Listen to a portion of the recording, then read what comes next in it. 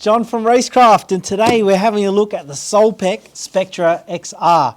We've got a couple of these in today and thought we'd share it with you, the unboxing, what it comes with, and the Simhub integration, and a little bit of a drive. We'll see how it connects to our computer and simulator. We'll just pull it out here. Very nice boxing packaging here. Alright, so looks like you get some stickers, and they actually look a bit textured PVC. Yeah, lots of labels, nice black. Oh yeah, so yeah, it feels quite nice and quite thick, these stickers. Looks pretty good.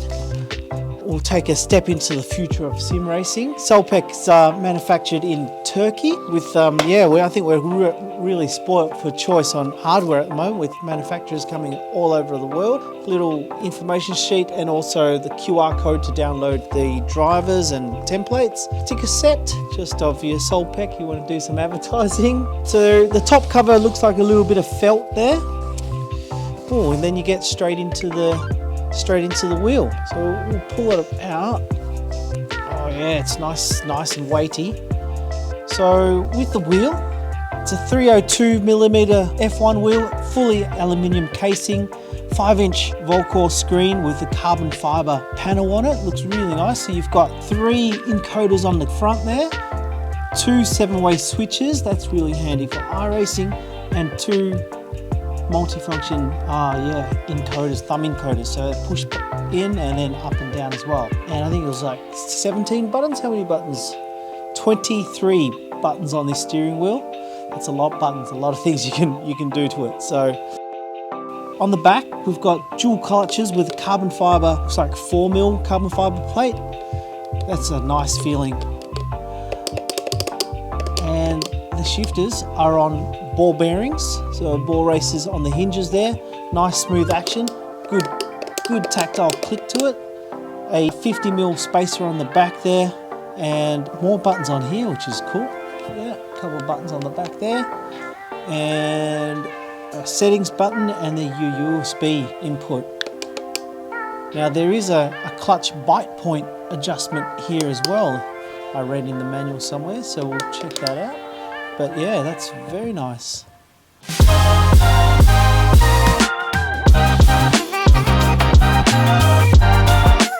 All right, so what else is in the box? So this just lifts out. Yeah, we've got is very thick and looks like a very well built coiled USB cable. Now the problem with wheels and dashes, and it has been for a while now, that you don't get enough power in to run the dash and the buttons and everything. Especially if you need to run an extension or a hub, because like you imagine that's to your wheel, that's to your computer. Your computer's going to be sitting pretty close, so definitely we're going to need to be running some sort of extension or hub. So luckily on this test rig I've already got a 500mm USB extension, a 1m USB extension, and a 2m USB extension, and a powered USB hub. So we're going to try out all 3 of those and see what it does. So we've got that nice USB cable there. Some plastic tweezers, this is a nice touch to apply your stickers. Some more tools, a couple of magnets, hardware kit it says, and an internal USB cable. Not too sure what that does, but yeah, it's provided there. Oh yep, some screws to mount your quick release of choice is in the box as well. So yeah, let's fire it up, see how it connects to Simhub, give it a test shot. Hey everybody, so just putting the Simagic QR onto the rim here. Now, the thing that's made it a little bit of a struggle for us is that all of the holes on the back of the wheel are threaded. So bolting it up to the Simagic QR, which has all threads on it, has made it a little bit challenging. And also the actual clearance from where the bolt goes into the back of the wheel rim doesn't give you a lot of room, and these bolts come with thread locker on them. So we've had to, as John said previously, wound them in and then go from underneath, which has taken quite a lot longer than it should have. It was the worst half an hour of my life, really. That was terrible. That was terrible. To be honest, if you had like a HRS quick release or another one that you screw from the back in, it would be okay. But because we're going straight into the QR from the back side, I'm just going to walk away. I'll do it, it's fine.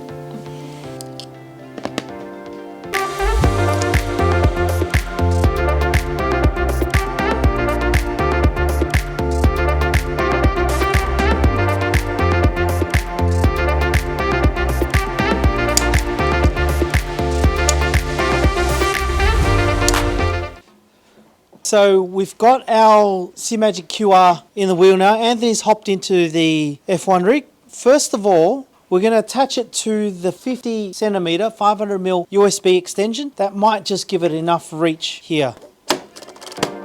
I've also increased the font size of my 57-inch Samsung screen because if it was at 100% you wouldn't be able to see anything on the screen. So we're just going to load up the SOELPEC dashboard into Simhub.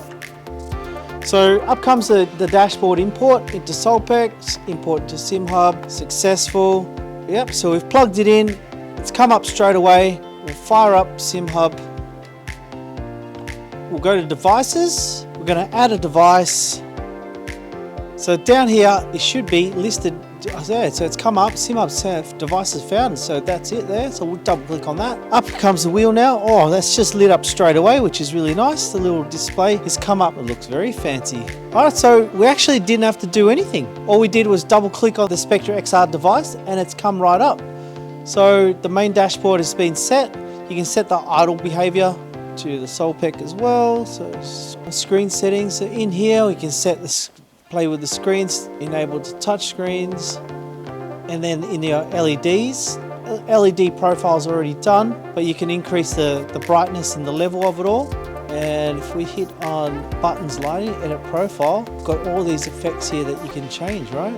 Nice. So everything's already done for you. That was really easy. So yeah, we didn't have to do much. All we've got to do now is go for a drive and see if that cable behaves with the 500mm. And then we'll go to the 1 meter and see what that does. So Anthony will do a couple of laps. I was going to turn display settings back down to 100 or the game. So it's a good size because Anthony, we had the Cube AMG wheel on here, which is actually a GT wheel, and it was a bit too big. So if you have a look at the screen now, that's all come to life with your dash. It knows that iRacing is active. It looks like the fonts, yeah, the fonts are not right. So it looks like we have to install some fonts. Got to admit, guys, we didn't read any instructions, so we'll check that out. I'm pretty sure you do have to install some fonts, just like Lovely Dash, you had to install some fonts.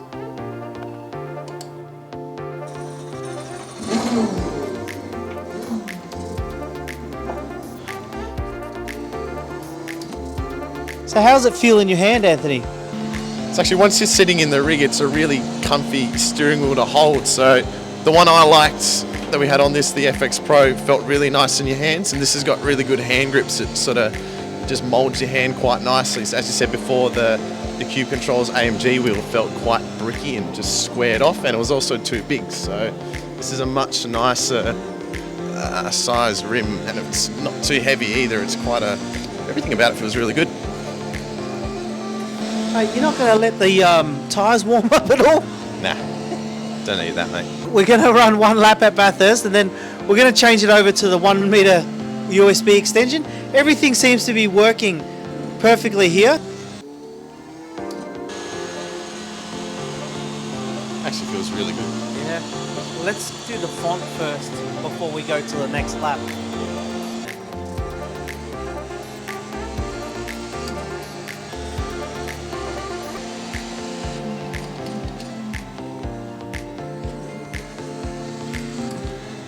So what we've just done is unplugged the steering wheel, restarted Simhub, and all the fonts have come up normally now, so that looks perfect. So what we're going to do is I'm going to unplug the 50mm extension, which is just right here. So that was 50mm extension. We're now going to go to a 1 meter extension. All right, so now we've got it plugged into the 1 meter extension. Let's see what it does. So everything's come up as normal. Lights, dash is still good. I think we should do 2 laps on this, Anthony.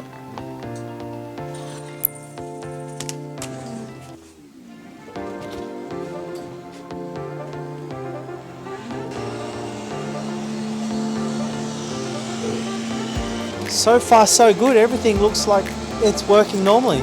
That was a 1 meter extension plugged into the computer. We're getting no black screens. Everything is responsive. So Anthony's going to do 2 laps. Let's give it a bit more time.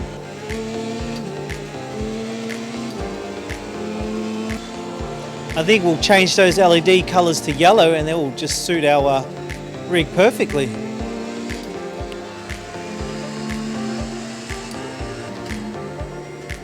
Alright, onto our second and last lap now with the 1 metre extension.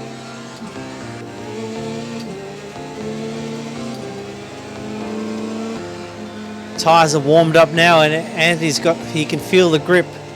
That's why he's really going for it.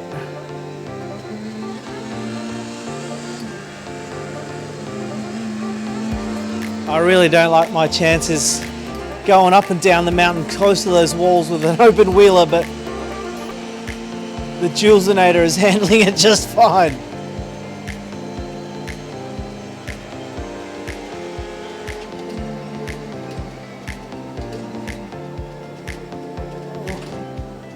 Oh, Jesus.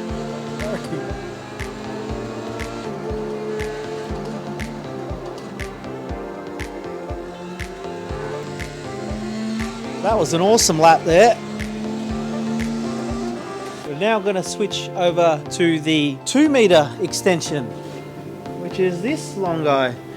So really, for us to keep it nice and wired in neatly, we'd like to use this cable, but let's see what it does. Alright, did it fire up? Did it light up? Wow. So, you know, we were having all sorts of problems with the GSI wheel, with extensions and hubs, and wow, that is a 2 metre extension. That's come up straight away with no issues whatsoever.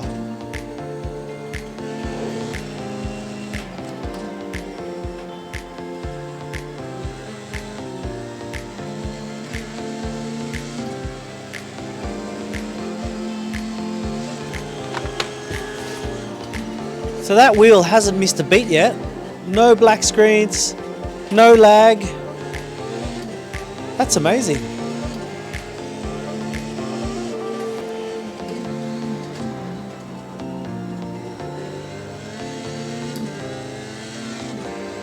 How are your tyres, Anthony? Yeah, they're warm now.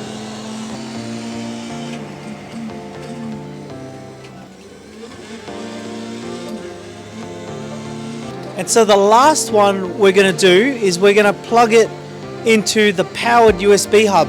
Now that shouldn't be a problem at all, but we've got it connected up already. Might as well give that a shot. I've got our USB hub powered onto the side. It's got a power supply on it. It's going to plug it in. The wheels come up. Yeah, Simhub's detected it. And away you go.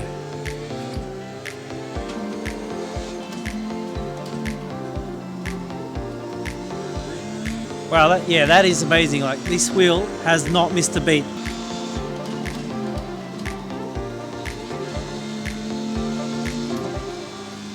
So, all in all, guys, I think this is a fantastic wheel. The only issue we had with it was with the mounting of the QR. Like I said, only really a problem if you have a Simagic type mount. Any other quick release would be okay. But we found that the tool was too long, and that the screws with the thread locker was too hard to put in. But once we got it in, it actually was pretty good. It looks beautiful, it feels fantastic. Really happy with the Simhub integration and how easy it was. And also the fact that I was able to run a 2 metre extension lead on it without any problems with the screen whatsoever and have it work flawlessly. That's a step in the right direction, I think. I've played with a lot of wheels, from the GSI wheel to the GTX Cube wheels, and I always had a problem powering up the screen, getting the wheels buttons to work with extensions. So yeah, well done. Good job from the SOELPEC guys. Yeah, it feels amazing. Really awesome beat of machining, and the finish of it's fantastic. So all in all, I think it's a great wheel.